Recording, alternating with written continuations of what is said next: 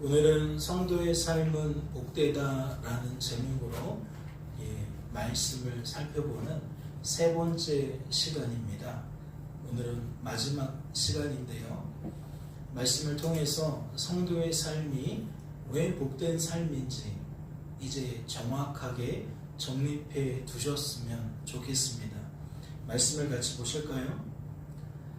첫 번째 주제는 사람의 뜻입니까? 라는 건데요. 말씀을 보니까 내가 그리스도와 함께 십자가에 못 박혔나니 그런즉 이제는 내가 사는 것이 아니요 오직 내 안에 그리스도께서 사시는 것이라.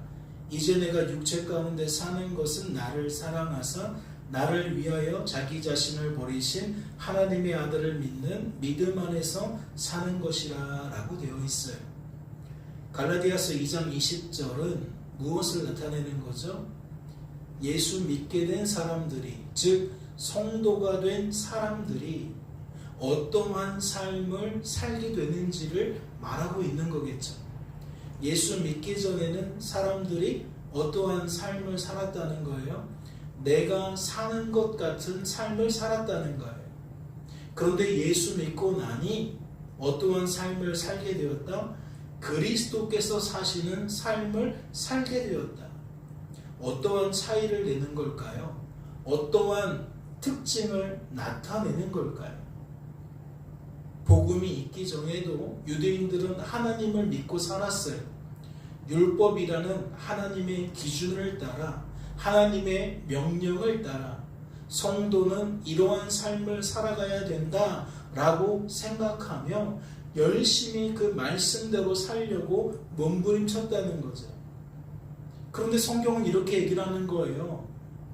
복음이 있기 전의 삶은 내가 사는 것으로 여기며 사는 삶이다. 그러나 복음을 경험한 이후에는 그리스도께서 사시는 것으로 여기며 사는 것이다. 쉽게 얘기하면 삶이라는 것이 누구의 뜻대로 되어지는 삶이냐는 거예요.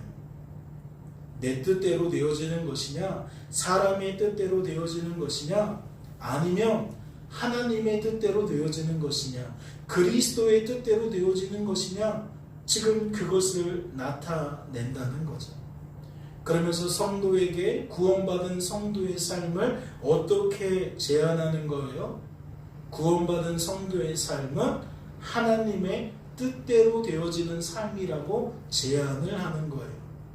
더 이상 사람에 의해서 좌지우지 되는 것으로 받아들일 필요가 없다는 거죠.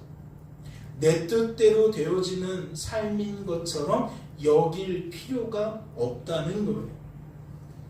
그래서 이렇게 정리할 수가 있는 겁니다. 구원받은 성도의 삶이란 하나님의 뜻이 하나님의 때에 하나님의 방법으로 하나님의 열심을 통해 되어지는, 이루어지는 복된 삶이다. 이해가 되셨어요? 내가 사는 삶과 그리스도께서 사시는 삶의 가장 큰 특징은 무엇이다? 내 뜻대로가 아니라 하나님의 뜻대로다. 근데 이 하나님의 뜻대로다라는 것은 어떠한 의미를 함축하고 있느냐? 하나님의 뜻이 하나님의 때에 하나님의 방법으로 하나님의 열심을 통해 이루어진다는 것. 그래서 복된 삶이라는 것이죠. 성도된 우리들은 이러한 삶에 대해서 다름 아닌 이 땅에 성육신하신 예수 그리스도의 삶을 통해서 얼마든지 확인할 수가 있습니다.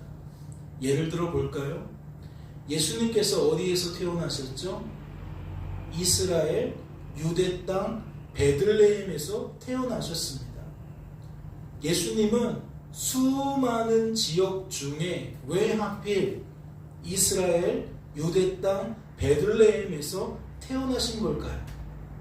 이것은 사람의 뜻대로 되어진 걸까요? 하나님의 뜻대로 되어진 걸까요? 예수님의 출산이 임박했을 때에 요셉과 마리아는 갈릴리에 살고 있었어요. 그런데 호적을 하기 위해서 어디로 갔느냐? 요셉의 고향인 베들레헴으로 가야 했어요. 오늘날 한국 지도를 따라서 설명하자면 저들은 서울에 살고 있었는데 호적을 하기 위해서 무려 부산까지 내려가야 했다는 거예요. 요셉과 마리아는 왜 그렇게 해야 했을까요? 어째서 그리 해야만 했을까요? 말씀은 그 이유를 이렇게 소개해요. 그때에 가이사 아구스도가 영을 내려 천하로 다 호적하라 하였으니. 그러니까 이 말씀을 보면 우리는 무엇을 알 수 있는 거예요? 가이사 아구스도라는 사람이 호적을 하라고 명령했기 때문이구나 라는 것을 알 수가 있는 거죠. 가이사 아구스도가 누굽니까? 로마의 황제예요. 로마의 황제가 명령을 내린 겁니다. 무엇하라고? 호적을 하라고. 그러니까 로마의 지배를 받고 있었던 이스라엘은 그 명령을 따를 수밖에 없었던 거죠. 요셉과 마리아는 황제의 명령을 따를 수밖에 없었다는 거예요. 그러니까 누가복음 2장 1절 말씀만 보면 왜 베들레헴에 내려간 거예요? 황제 때문에 내려간 거예요. 황제의 뜻대로 되어지는 삶이라고요.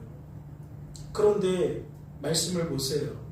미가서는 누가복음이 기록되기 한참 전이에요. 수백 년 전이에요. 수백 년 전에 기록되어진 하나님의 말씀이 어떻게 설명하고 있나요?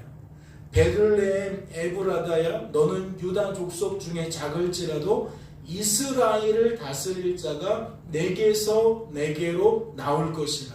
그의 근본은 상고의 영원에 있느니라. 무엇을 나타내는 겁니까?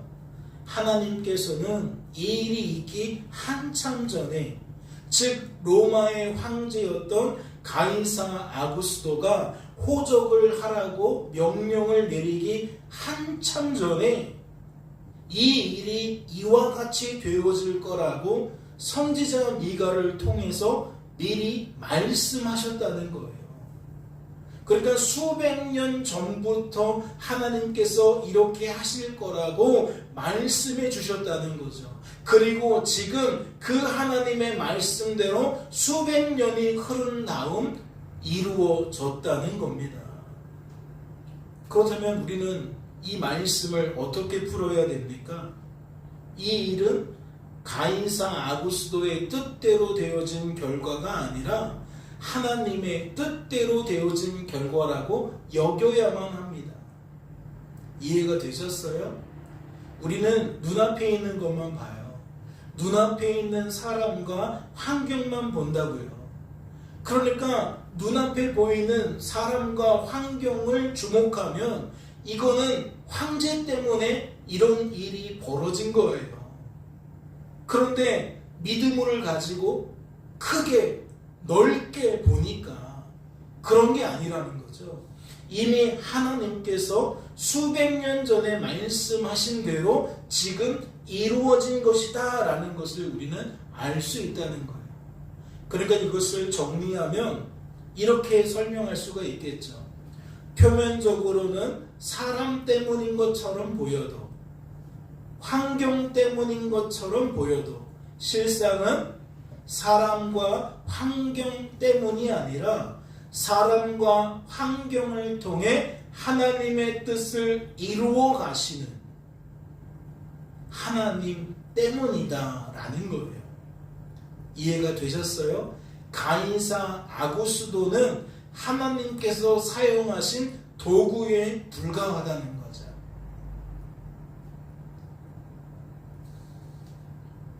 앞서 이야기를 드린 것처럼 성도의 삶은 복되다라고 말씀을 드렸어요. 그 까닭이 무엇이에요? 하나님의 뜻이 이루어지는 삶이기 때문에 어떠한 방식으로 하나님의 때에 하나님의 열심을 통해 이루어지는 방식으로. 그러니까 우리는 주어진 삶 속에서 내게 주어진 삶이 그리스도께서 사시는 삶이라는 것을 받아 먹으면서 주어진 삶의 결과를 만족스럽게 여기고 복되게 여기며 살아가기에 충분하다는 거죠. 그렇다면 성도가 이러한 내막을 반면 교사로 삼는다면 주어진 삶 속에서 무엇을 경계해야 될까요? 무엇을 착각해서는 안 될까요? 어떠한 실수를 저질러서는 안 되겠냐고요. 첫째, 주어진 삶 속에서 하나님은 보지 못하고 사람만 보는 건 줄로 압니다. 하나님은 못 봐요. 가이사 아구스도만 보는 거예요. 우리도 그렇잖아요. 하나님이 지금 오늘이라는 시간 속에서 어떻게 역사하셨는지를 우리는 몰라요. 그런데 무엇은 알아요? 내가 무엇을 했는지는 알고, 내 친구가 무엇을 했는지는 알고, 내 주변 사람들이 무엇을 했는 줄은 알아요. 그러니까 사람의 뜻대로 무언가가 되어진 것은 우리가 안다고요. 그러니까 성도도 무엇하기가 쉬워요? 하나님은 보지 못하고 사람만 주목하기가 쉬워요. 뿐만 아니죠. 둘째, 주어진 삶 속에서 하나님은 보지 못하고 환경만 보는 것인 줄로 압니다. 이 또한 마찬가지예요. 우리는 날 때부터 지금까지 무엇을 계속 학습하죠? 상황이 이러면, 형편이 이러면 이러한 삶을 살아갈 수밖에 없다. 이러한 결과를 나타낼 수밖에 없다. 라는 것에 대해서 너무나도 잘 알아요. 그러니까 누구나 어떠한 이야기를 듣고 판단할 수 있다는 거죠. 아, 이건 이러한 상황이기 때문에 이런 거야. 이건 이러한 형편이기 때문에 이런 거야. 우리는 그렇게 할 수 있다는 거예요. 그러니까 조금 전에 그 이야기를 듣고 아, 이런 거는 이런 거지. 황제가 명을 내렸고 요셉의 고향은 베들레헴이었고 그러니까 예수님이 베들레헴에 태어날 수밖에 없는 거지 라고 기가 막히게 답을 찾아간다는 거예요. 그런데 하나님 보지 못하고 이렇게 사람과 환경만 보면 성도라도 어떠한 삶을 살 수밖에 없을까요? 여러분이 아까 이야기했던 것처럼 아, 이건 이런 거고 저건 저런 거고 아, 이건 이 사람의 뜻대로고 아, 저건 저 사람의 뜻대로고 그런 것만 잘 파악하다 보면 과연 우리들에게 성도의 특별함이 나타나겠냐는 거예요. 세상 사람들처럼 늘 사람 이야기하고 늘 환경 이야기하면서 과연 우리들이 구별된 삶을 살아갈 수 있겠냐는 거죠. 말씀을 보세요. 말씀은 뭐라고 되어 있습니까? 오직 성령의 열매는 사랑과 희락과 화평과 오래 참음과 자비와 양성과 충성과 온유와 절제니 이 같은 것을 금지할 법이 없다라고 되어 있어요. 즉 이것은 뭐예요? 성령을 통해서 우리들이 맺게 되어지는 복된 열매, 아름다운 열매라는 거예요.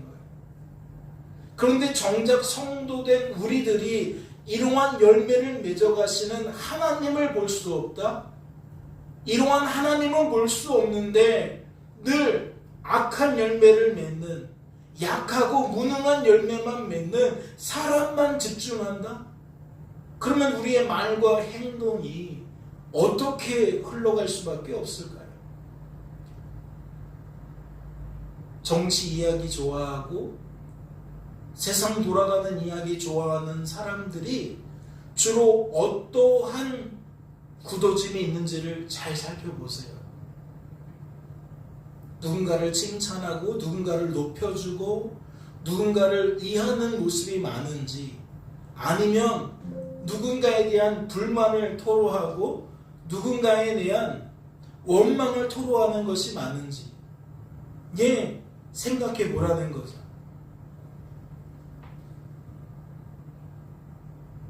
아마도 범죄한 우리들은 주어진 삶 속에서 이러한 열매를 맺지 못할 뿐만 아니라 죄의 열매를 더욱 맺게 되어질 겁니다. 동일한 말씀이 이렇게 표현하잖아요. 성령의 열매는 아름답고 복된 열매지만 육체의 열매는 그렇지 않다. 육체의 열매가 뭐예요? 음행이에요. 더러운 거예요. 호색이에요. 우상숭배예요. 주술이에요. 원수 맺는 거예요. 분쟁이에요. 시기예요. 분냄이에요. 당짓는 거예요. 분열함이에요. 이단이에요. 투기예요. 술 취함이에요. 방탕함이에요. 마침 오늘 성탄 전야예요.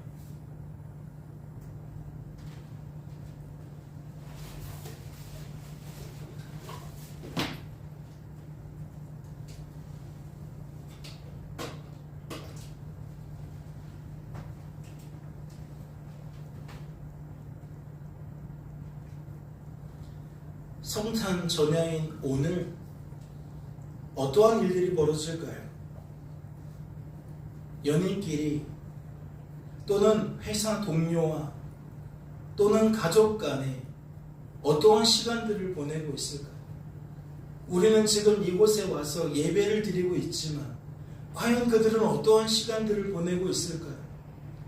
연말의 분위기에 휩쓸려서 술 마시고 있을지 몰라요. 술 마시면서 그 입술에 나쁜 말, 또 술자리 이후에 나쁜 행동 할 수 있어요.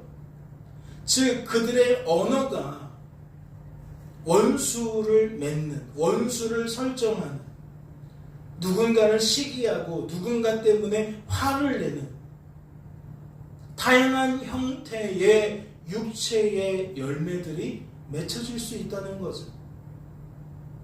오늘은 성탄을 기념하는 그 저녁인데, 예수님이 태어나는 그 저녁 시간인데, 우리는 지금 오히려 그러한 것에도 관심이 있다는 거예요.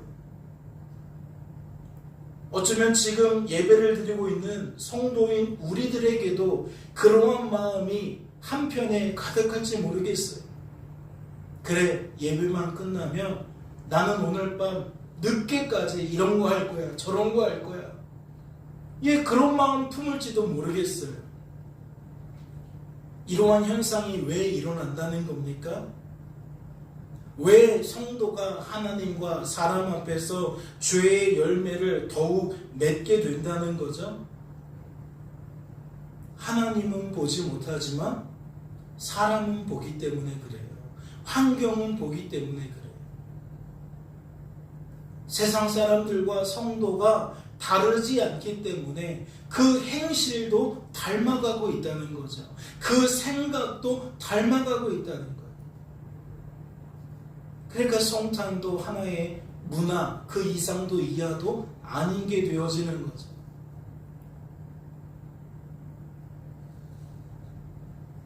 오늘 말씀을 잘 생각해 보세요. 우리는 지금 계시록 말씀을 오늘까지 한 4차례에 걸쳐서 살펴보고 있는데, 이 계시록 말씀을 함께 읽고 듣고 지키는 까닭이 무엇이죠? 그리하게 만드신 까닭이 무엇입니까? 하나님은 복을 얻게 하시기 위함이라 그랬어요. 복을 받게 하시기 위함이라 그랬어요. 그럼 성도가 주어진 삶 속에서 말씀을 대하며 말씀 속에서 얻게 되어질, 받게 되어질 복이 무엇이겠어요? 하나님 안에서 성령의 열매를 거두는 거겠죠. 육체의 일을 하는 것이 아니라 말씀을 통해 우리의 영이 살아나고 우리의 믿음이 굳건해지면서 점점 성령의 열매, 하나님이 기뻐하시는 삶을 살게 되는 것일 겁니다. 종말의 때를 살아가는 우리들과 조금 전에 살펴본 그 주제가 무관했다면 사실 이러한 말씀을 들을 필요도 없겠죠. 우리가 일상 속에서 하나님 대신 사람 보는 게 없는데, 하나님 대신 환경 보는 게 없는데, 이런 말씀 무가치예요. 들을 이유가 없어요. 하지만 우리는 인정해야만 하죠. 가치가 있다. 왜요? 우리는 일상 속에서 너무나도 사람과 환경을 주목하니까. 계시록 말씀도 다른 이야기 하지 않아요. 말씀을 볼까요? 5째 인을 떼실 때에 내가 보니 하나님의 말씀과 그들이 가진 증거로 말미암아 죽임을 당한 영혼들이 제단 아래에 있어 큰 소리로 불러 이르되 거룩하고 참되신 대주제요 땅에 거하는 자들을 심판하여 우리 피를 갚아주지 아니하시기를 어느 때까지 하시려 하나이까 하니. 종말의 때를 살아가고 있는 성도가 주어진 삶 속에서 어떠한 반응을 보이고 있는 거죠? 거룩하신 참되신 대주제요, 유일한 하나님이시요 유일한 통치자시요, 내 얘기 좀 들어주소서. 뭐라고 말하는 거죠? 땅에 거하는 자들을 심판하여 우리 피를 갚아주지 아니하시기를 어느 때까지 하시려 하나이까. 하나님, 원수들이 버젓이 살아 있습니다. 교회와 성도를 핍박하는 저 원수들이 활기치고 있습니다. 내가 저들 때문에 피를 흘렸습니다. 저들 때문에 죽임을 당했습니다. 죽음의 고통을 당했습니다. 하나님, 왜 잠잠하십니까? 원수 갚아주셔야죠. 저 불의한 자들을 처단해 주셔야죠. 왜 기다리십니까? 지금 그런 얘기 하는 거잖아요. 어때요? 여러분은 말씀에 소개된 저들이 하나님을 주목하고 있는 것처럼 보이세요? 사람을 주목하고 있는 것처럼 보이세요? 성도인 저들은 자신들을 피 흘리게 한 자들을 하나님께서 속히 심판해 주시길, 하나님께서 반드시 심판해 주시길 하나님께 간구하고 있는데, 여러분은 저들이 저렇게 간구한 까닭이 무엇이라고 생각하냐는 겁니다. 저는 자신들을 핍박한 자들을 향해 저들의 원망이 극에 달해 있었기 때문이라고 생각해요. 자신들을 박해하는 자들을 향해 그들의 원한이 뼈에 사무쳤기 때문이라고 생각한다는 거죠.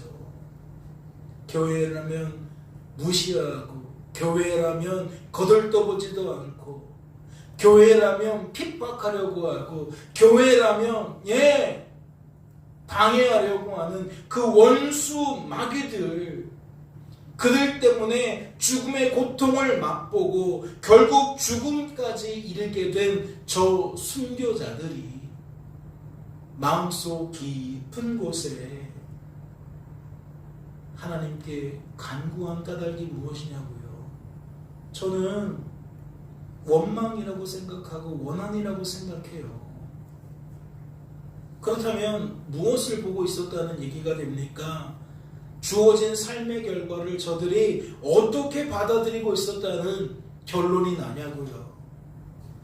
저는 저들이 기도한 것으로 봤을 때, 순교하면서까지 믿음을 지킨 것으로 봤을 때 참 아름다운 신앙이다 라고도 보여요. 그런데 지금 이 주제에 맞추어서 이 일을 생각해 본다면 결국 저들도, 순교까지 하게 된 저들도 무엇을 넘지 못해요? 사람을 더욱 바라보고 환경을 더욱 바라보는 그 인생의 한계를 넘지 못한다는 것을 보게 돼요. 하나님께서 하나님의 뜻을 이루어 가시는 것이 우리의 삶이다. 그래서 우리의 삶은 복되다. 내가 사는 게 아니라 그리스도께서 사시는 것이다 라는 것은 보지 못하고, 마치 이 세상이 하나님과 무관하게 돌아가는 것처럼 사단만 득세하고 사단의 뜻대로만 되어지는 것처럼 그리 보고 있는 것처럼 보인다고요. 그래서인지 하나님께서 하신 말씀이 무엇입니까?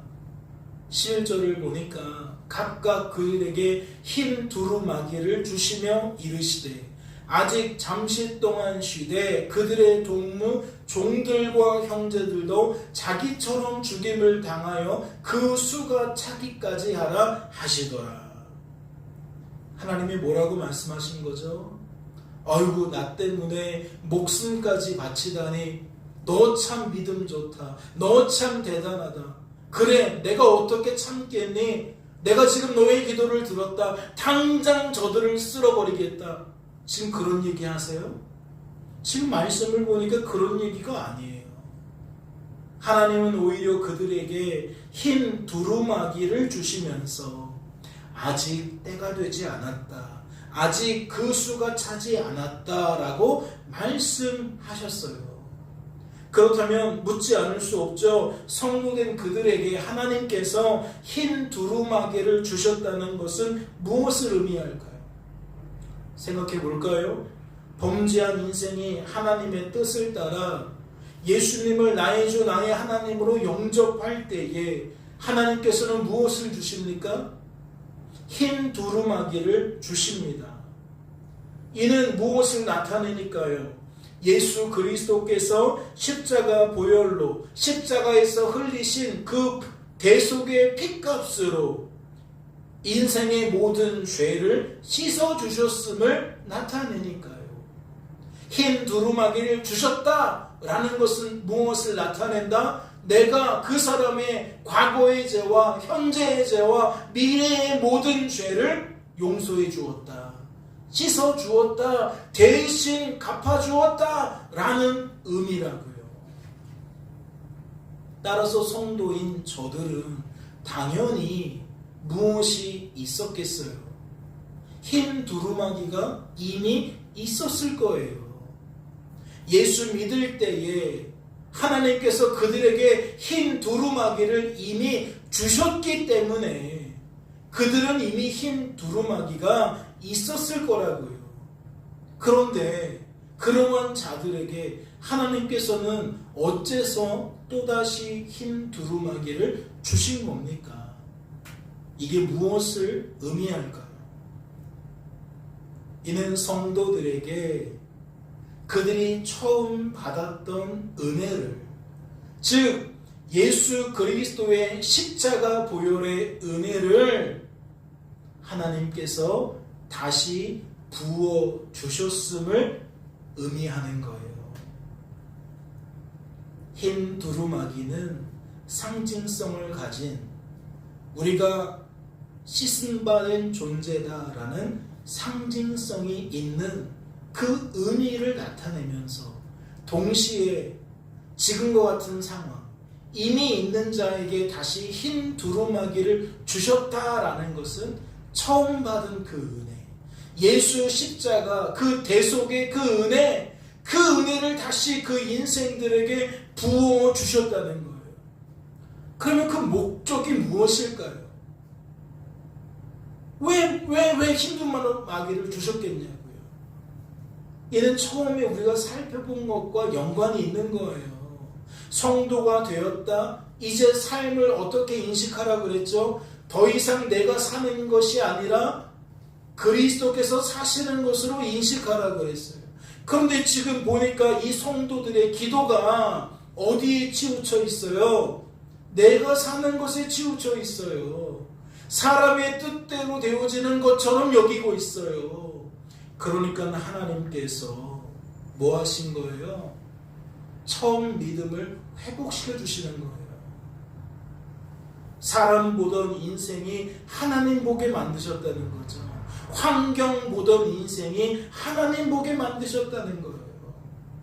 즉 예전에는 볼 수 없었던 사람과 환경을 통해 이제 하나님을 보게 되는 신앙, 그 복음으로 말미암는 열매에 다시 회복시켜 주셨다는 거죠.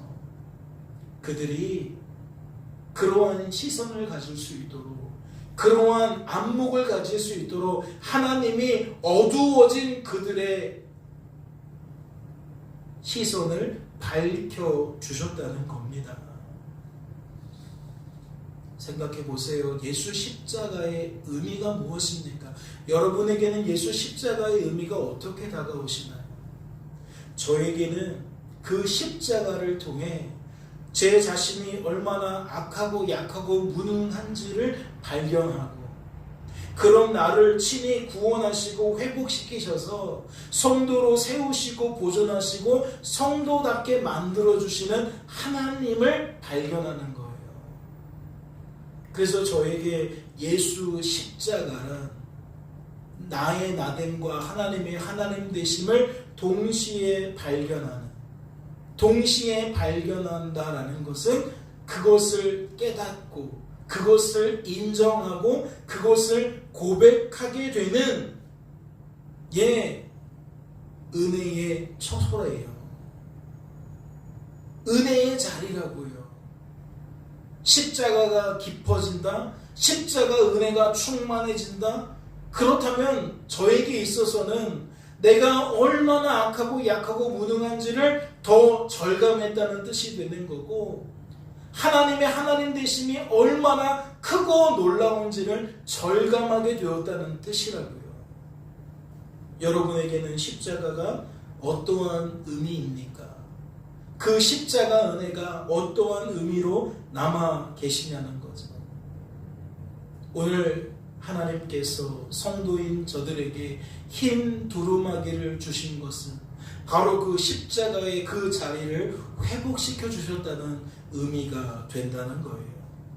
그렇다면 자기처럼 죽임을 당하여 그 수가 차기까지 하라는 것은 무엇을 의미할까요? 이는 종말의 때를 살아가는 구원받은 성도가 누구의 삶을 이어가게 된다? 예수 그리스도의 삶을 이어가게 된다. 즉 구원받은 성도의 삶은 결코 장밋빛 삶이 아니다. 오직 구원, 오직 승리, 오직 평화만 있는 삶이 아니다. 예수 믿지 않는 사람들이 재앙을 경험할 때에 성도들도 그 재앙을 피할 수 없다.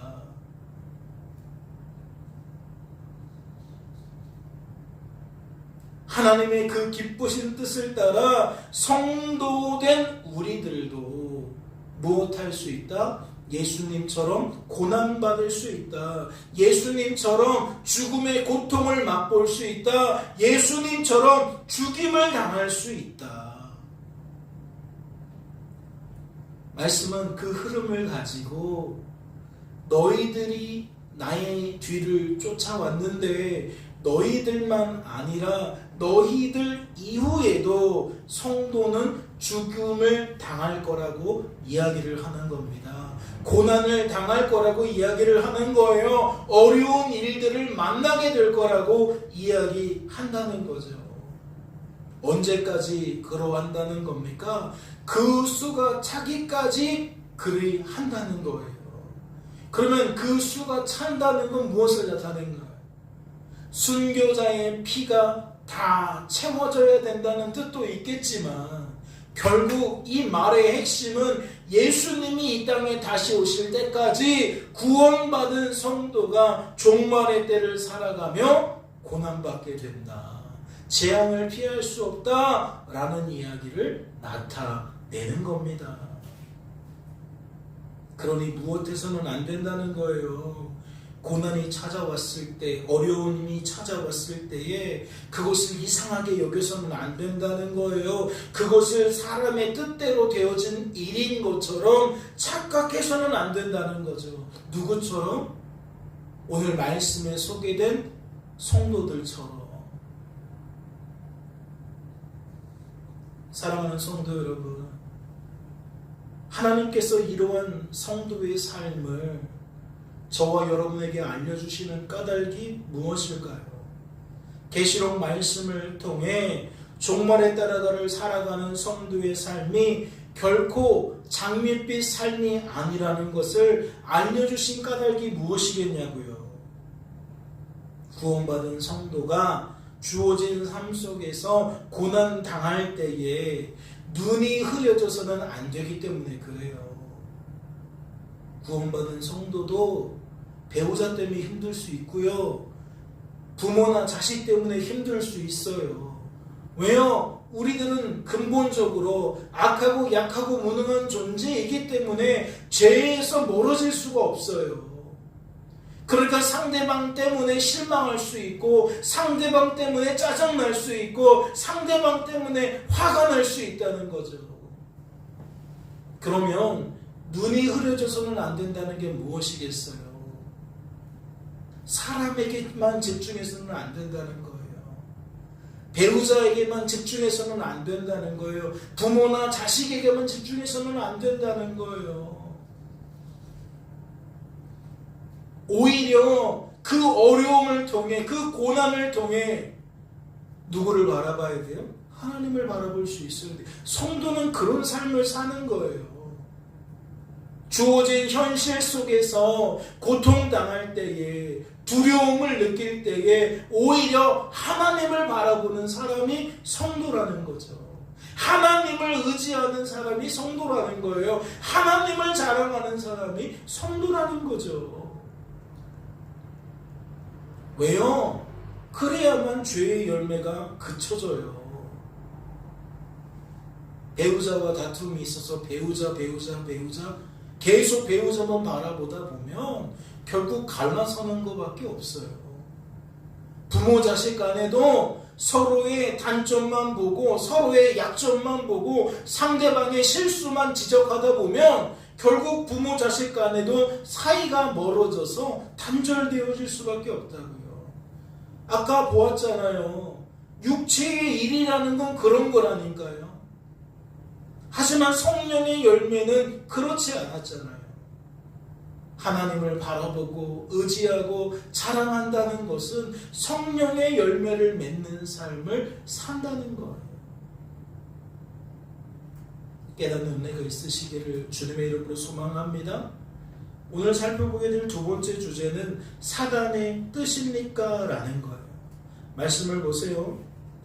내가 보며 어린 양의 7인 중에 하나를 떼시는데 그때에 내가 들으니 네 생물 중에 하나가 우레소리같이 말하되 오라 하기로 이에 내가 보니 흰 말이 있는데 그 탐자가 활을 가졌고 면류관을 받고 나아가서 이기고 또 이기려고 하더라. 종말의 때에 사단과 그를 따르는 무리들은 죄가 가득한 이 땅에서 죄가 더욱 득세하도록 죄가 더욱 가득해지도록 이기고 또 이기려고 한다고 말씀을 드렸습니다. 그렇다면 그들은 어떠한 방식으로 이 땅에서 이기고 또 이기려고 할까요? 어떠한 방식으로 사람들을 지배하고 이 세상을 죄로 물들도록 만들겠냐고요. 말씀은 그 단서를 이렇게 설명합니다. 마귀의 관계를 능히 대적하기 위하여 하나님의 전신갑주를 입으라. 우리의 씨름은 혈과 육을 상대하는 것이 아니요 통치자들과 권세들과 이 어둠의 세상 주관자들과 하늘에 있는 악의 영들을 상대합니다. 발견하셨어요? 그들의 방식이 무엇입니까? 그들은 관계를 부립니다. 간악한 계략을 꾸민다고요. 사람을 하나님에게서 멀어지게 만들도록 사람이 성령의 열매가 아닌 육체의 열매를 맺어가도록 끊임없이 간악한 계략을, 음모를, 술수를, 모략을 꾸민다는 거죠. 무엇을 통한 관계입니까? 혈과 육을 통한 관계입니다. 지금 12절 말씀을 오해하시면 안 돼요. 우리의 씨름은 혈과 육을 상대하는 것이 아니라 통치자들, 권세자들, 세상 주관자들, 악의 영들을 상대합니다 라는 것은 눈에 보이는 건 혈과 육인데 그들을 상대하는 것인데 그들 너머에 있는 권세 잡은 자들, 악한 영들을 상대하는 거라고 설명하는 거지. 우리가 직접적으로 혈과 육을 뛰어넘고 영들과 싸운다는 이야기가 아닌 거예요. 즉 사단의 관계는 우리 주변에 어떻게 나타난다? 때로는 혈적인 것으로, 때로는 육적인 것으로 나타난다. 이해가 되세요? 잠시 있다 사라져버릴 수밖에 없는 이 모든 것들이 혈적인 것이고 육적인 것이에요. 지극히 세상적이고 지극히 쾌락적인 거예요. 범죄한 인생들에게, 성도된 우리들에게 마귀는, 사단은 이런 것들을 가지고 관계를 부린다는 거죠. 이 모습을 어디서 확인할 수 있어요? 마귀가 예수님께 시험하는 모습을 통해 확인할 수 있어요. 말씀을 보세요. 마귀가 또 그를 데리고, 예수님을 데리고 지극히 높은 산으로 가서 천하 만국과 그 영광을 보여 이르되 만일 내게 엎드려 경배하면 이 모든 것을 내게 주리라. 이에 예수께서 말씀하시되 사탄아 물러가라 기록되었을 때 주 너의 하나님께 경배하고 다만 그를 섬기라 하였느니라. 무엇을 알 수 있죠? 사단의 관계는 성도의 시선을 이 땅의 것에 주목하도록 만든다는 것을 알 수 있어요. 예수님께 와서 예수님께 뭐라고 시험을 걸어요? 내가 이 땅에 있는 모든 것을 너에게 줄게라고 시험을 걸어요. 성도에게 마귀가 어떠한 방식으로 시험을 거느냐? 이렇게 하면 월급 많이 받게 해줄게. 이렇게 하면 시험 성적 잘 나오게 해줄게. 이렇게 하면 네가 원하는 꿈을 이루어줄게. 이렇게 하면 내가 혈과 육을 가지고 우리를 유혹한다고요. 미혹한다고요. 이는 다시 말해 사람과 환경을 주목하도록 만든다는 거예요. 하나님은 보지 못하도록 만든다는 거라고요. 하나님 대신 계속해서 하나님이 아닌 것들로 우리의 생각을 채우도록, 우리의 관심을 채우도록 만든다는 거죠. 그렇다면 이러한 사단의 관계가 이 땅에서 크게 어떠한 모습으로 나타날까요? 첫째, 전쟁입니다. 말씀은 전쟁이라고 소개를 해요.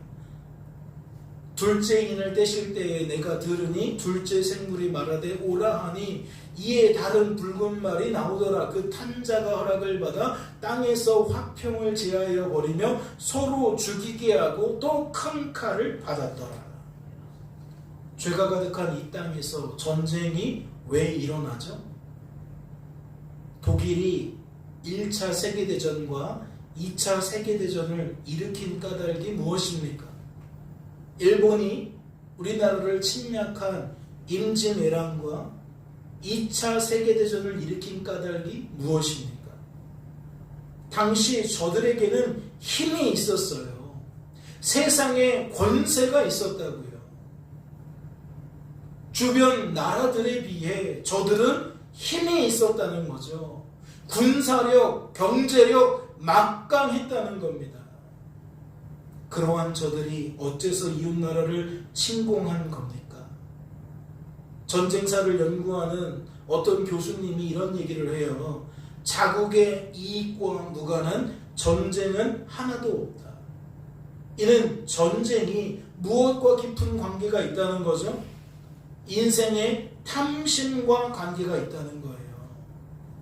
그러므로 땅에 있는 지체를 죽이라. 곧 음란과 부정과 사욕과 악한 정욕과 탐심이니 탐심은 우상숭배니라. 그리스도 예수의 사람들은 육체와 함께 그 정욕과 탐심을 십자가에 못 박았느니라. 사단과 그를 따르는 무리들은 이렇듯 범죄한 인생이 하나님께서 하나님의 뜻을 따라 오늘 나에게 주신 것으로 만족하지 못하고 무엇하는 거예요? 더 가지고 싶어 하는 거예요. 하나님이 오늘 하나님의 뜻을 따라 하나를 주면 우리는 둘을 갖고 싶다는 거죠. 셋을 가져야겠다고 마음을 먹는다는 거예요. 그리고 이 마음을 누가 부추긴다는 거예요? 옆에서 사단과 그를 따르는 무리들이 계속 부추긴다는 거예요. 용돈을 10만 원을 받았어요. 이제 20만 원을 받아요. 그런데 나는 항상 마음이 갈급해요. 왜 갈급해요? 주변에 있는 친구들 중에 용돈을 나보다 많이 받는 아이들이 있어요. 그러니까 만족이 되지 않는 거예요. 더 받고 싶은 거예요. 그러면 사단이 뭐라고 부추기는 거죠? 야, 가서 알바해. 가서 알바해서 돈 벌어. 그러니까 학교 다니는 곳으로도 바쁜데 알바까지 하면서 예배 드릴 수 있어요? 예배 드릴 수 없어요. 돈이 생겨요. 이제 친구들만큼 돈이 생겨요. 그러면 그 친구들 모습을 흉내내겠죠.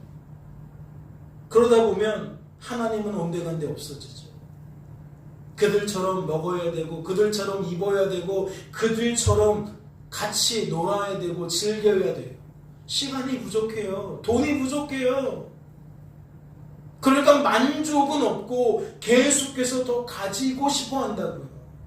그러니까 그 길 끝에는 무엇이 있어요? 하나님과 멀어지는 것이 있어요. 하나님과 사이가 나빠지는 게 있어요. 사단과 그를 따르는 무리들은 범죄한 인생의 탐심을 이용해서 범죄한 인생으로 하여금 남들보다 더 가지도록, 남들보다 더 움켜쥐도록 결국 무엇을 조장한다? 전쟁을 조장한다. 분쟁을 조장한다. 다툼을 조장한다. 끊임없이 옆에서 부추긴다. 그러니까 나라 간의 전쟁이 끝나질 않네요.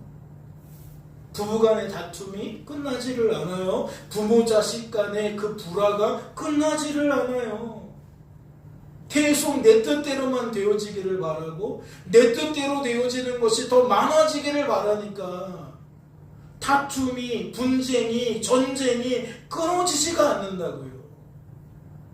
그렇다면 이 마귀의 역사가 어찌 전쟁뿐이겠어요?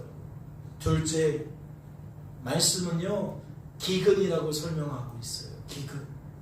말씀을 보실까요? 셋째 인을 떼실 때에 내가 들으니 셋째 생물이 말하되 오라 하기로 내가 보니 검은 말이 나오는데 그 탄자가 손에 저울을 가졌더라. 내가 내 생물 사이로부터 나는 듯한 음성을 들으니 이르되 한 데나리온의 밀 한 대요 한 데나리온의 보리 석 대로다. 또 감람류와 포도주는 해치지 말라 하더라.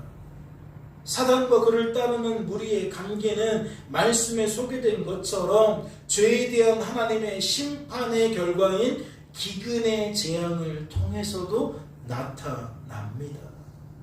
이르되 한 데나리온의 밀 한 대요 한 데나리온의 보리 석 대로다. 이 말씀은 무엇을 나타내는 거냐? 기근 때문에 물가가 12배가 폭등했다는 거예요. 기존에 한 데나리온으로 구입할 수 있는 밀과 보리의 양을 생각해 보면 지금 12배 정도 폭등한 결과라는 거죠. 그런데 무엇을 보여주고 싶은 거예요? 남들보다 더 가진 자들은, 탐심에 사로잡힌 자들은 이에 전혀 아랑곳하지 않고 계속해서 자신의 배를 불려간다는 거예요. 사람들은 외교를 총성 없는 전쟁이라고 하죠. 이는 세계 경제를 의미하는 국제 무역 또한 마찬가지예요. 이러한 것들을 그리 부르는 까닭이 무엇이겠습니까? 이러한 것들은 자국의 이익을, 자국에 속한 기업의 이익을 최고의 가치로 두기 때문입니다. 지금 미국이 관세 전쟁이다 뭐다 이민 정책이다 뭐다 다 그 내용의 골자는 뭐예요? 오직 우리들만이에요. 오직 우리들의 기업만, 오직 우리들의 백성만. 다른 나라는 사용없다. 다른 나라는 상관없다. 그들이 죽든 말든 상관없다. 우리는 우리만 잘 되기를 바란다. 예, 그러한 방증이라고요. 그렇다면 이것은 무엇을 나타내는 겁니까? 전쟁을 통해서나 기근을 통해서나 그 중심 원리가 동일하게 작동하고 있다는 거예요. 즉 죄의 열매가 사단의 부추김이 그 밑바닥에 깔려 있다는 거죠. 그래서 그 결과도 유사해요. 죄가 가득한 이 땅의 기근을 통해 나타나는 힘의 불균형, 부의 불균형 무엇과 다르지 않아요? 죄가 가득한 이 땅의 전쟁을 통해 나타나는 힘의 불균형, 부의 불균형, 예, 다르지 않아요. 날이 가면 갈수록 그 형태는 어떠할까요? 줄어들까요? 아니요, 더 심해질 거예요. 미국의 저러한 횡포가 미국만의 문제가 아니었고 지금만의 문제가 아니었어요. 과거의 열강이라고 불렸던 유럽의 강대국들이 아프리카, 아시아, 아메리카 많은 곳에 식민지를 세워서 그 했던 모습이 다르지 않아요. 결국 자신들을 위해서 누군가의 것을 빼앗고 누군가의 것을 착취하는 거예요. 누군가가 누려야 하는 행복을 자신들이 가져가서 자신들의 행복을 배가시키는 거예요. 그러니까 무엇을 엿볼 수 있어요? 죄가 가득한 이 땅에 죄에 대한 하나님의 심판의 결과인 전쟁과 기근과 이러한 재앙이 임해도 범죄한 사람들은 멈추는 것이 아니라 그치는 것이 아니라 더욱 죄의 열매를 먹고 더욱 죄의 열매를 마신다는 거예요. 그러니까 사단의 올무에 빠진 자들은 헤어나올 길이 없다는 거죠. 돈 맛을 안 사람이 돈 때문에 인생을 망가지게 만든다는 거예요. 술 맛을 안 사람이 술 때문에 인생을 망가지게 된다는 거예요. 그래서 무슨 중독 이러한 말들이 많죠. 결국 인생이 죄의 게임에 넘어가면 사단의 관계에 넘어가면 죽음 피할 길이 없어요. 하나님의 심판 피할 길이 없다고요.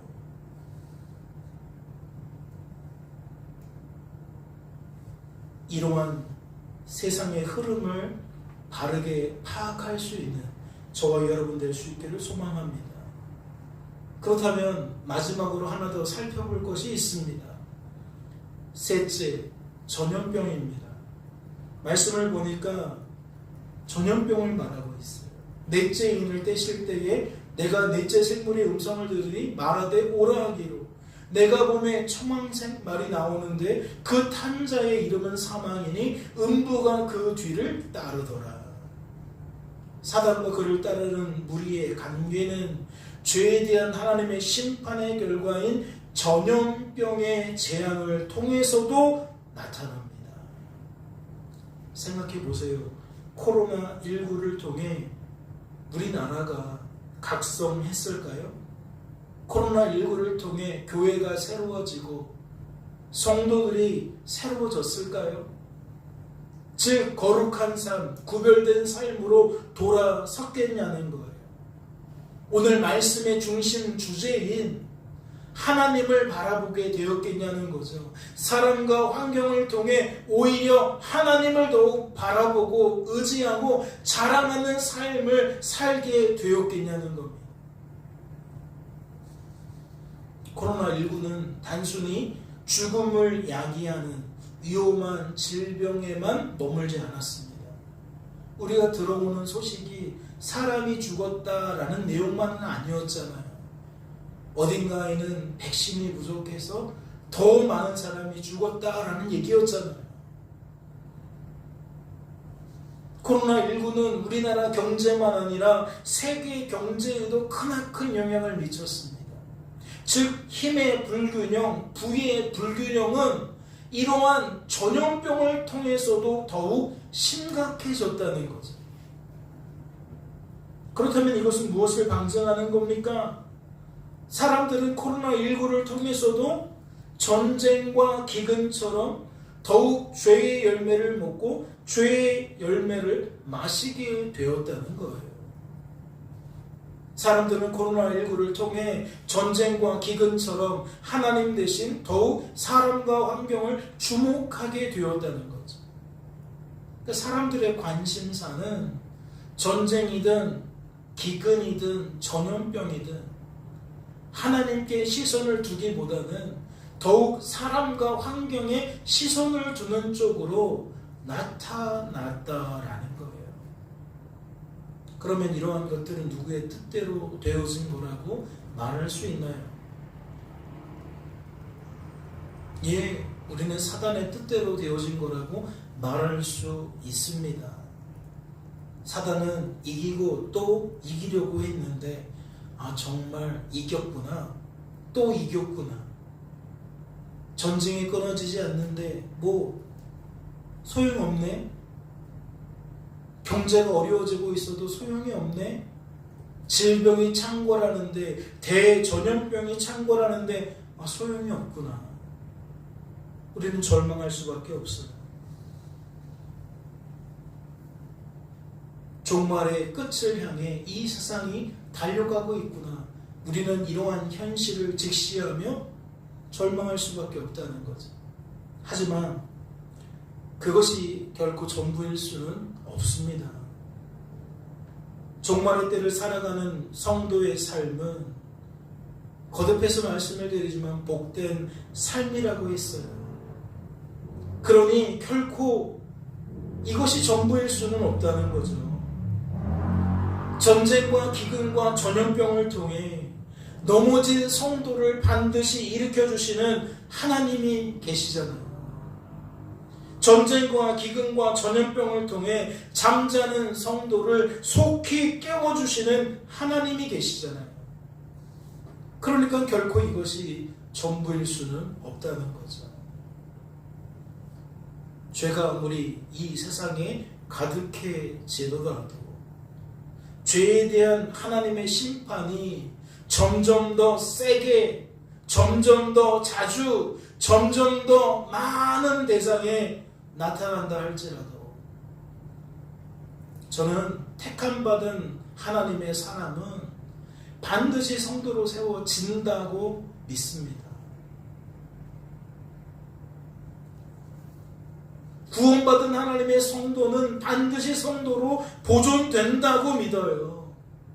구원받은 성도는 반드시 성도다운 삶을 살게 될 거라고 믿는다고요. 왜요?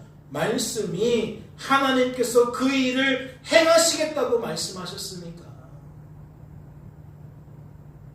요즘 청소년 무서워요. 도덕 기준이 다릅니다. 윤리 기준도 달라요. 신앙은 액세서리예요, 선택이에요. 그렇게 중요하지 않습니다. 그들에게는 자신이 중요해요.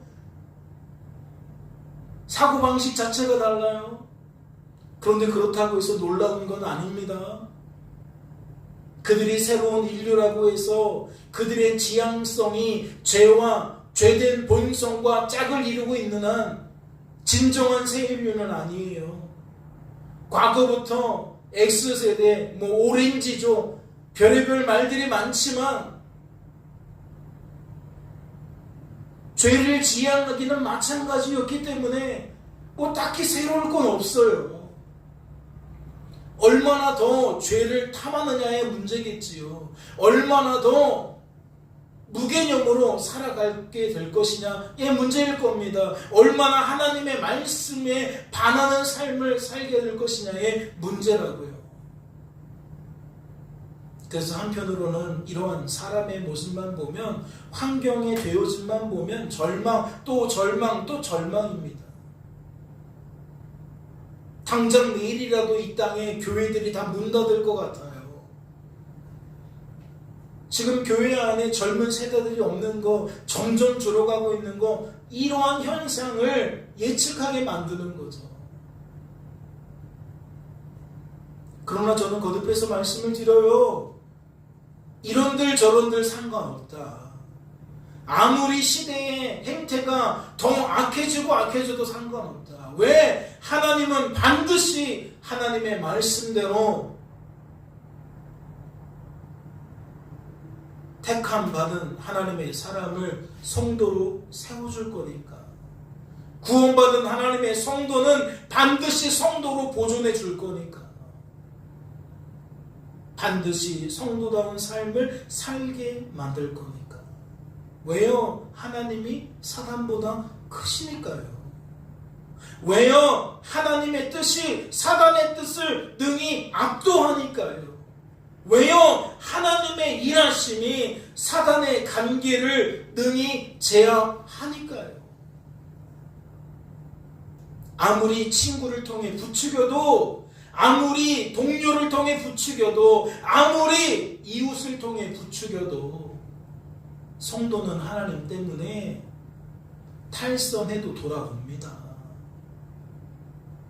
성도의 길을 떠났다가도 다시 돌아와요. 그게 하나님의 약속이고 하나님의 신실하심입니다. 그러니 성도된 우리들은 종말의 때에 일어나는 수많은 일들을 어떻게 읽어내야 합니까? 부모로서 혀를 차며 세상이 어떻게 되려고 하나, 요즘 애들은 참 아무 의미 없는 얘기고요. 정치가, 경제가 이 꼴이니 나라가 아무 의미 없는 얘기고요.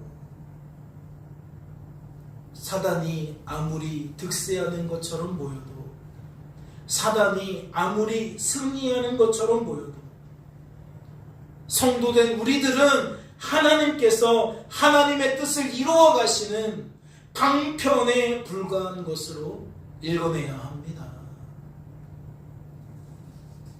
종말의 때에 일어나는 일들은 죄에 대한 하나님의 심판과 하나님의 구원을 이루어 가시는 하나님의 뜻 안에서 해석을 해야 한다는 거죠.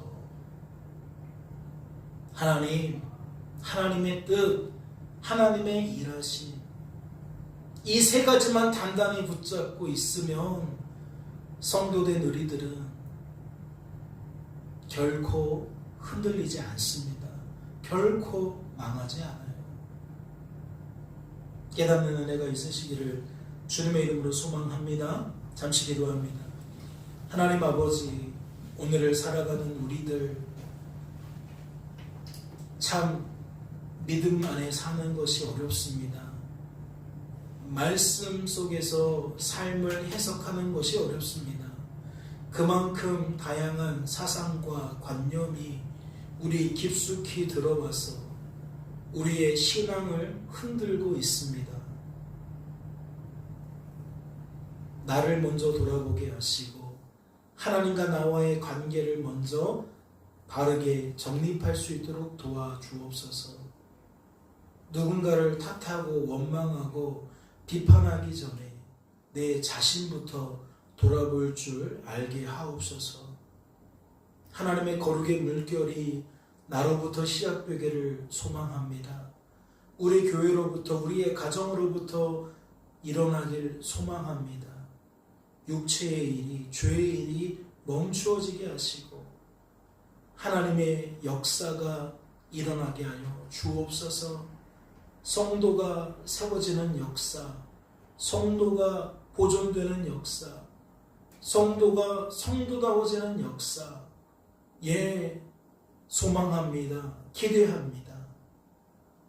예수님의 나심을 기념하는 이 주간에 그와 같은 크신 은혜가 각 성도 위에, 각 교회 위에 이 나라 이 민족 위에 온 열방 위에 가득하게 하옵소서.